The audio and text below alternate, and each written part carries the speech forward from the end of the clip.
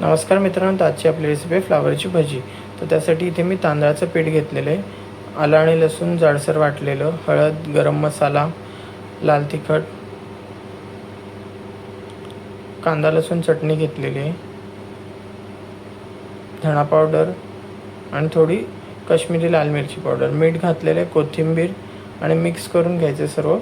पाणी घालून पीठ आपल्याला भिजवून घ्यायचं आहे। त्यानंतर जसं आपण भाजीला फ्लावर कापून घेतो तसाच चिरून घेतलेला आहे फ्लावर, थोडं लिंबाचा रससुद्धा घातलेला आहे, पण फ्लावरचे थोडे मोठे मोठे तुकडे ठेवलेले आहेत। सगळं मिक्स करून घ्यायचं, मॅरिनेट करून आपल्याला 15 ते 20 मिनिट असंच ठेवून द्यायचं आहे।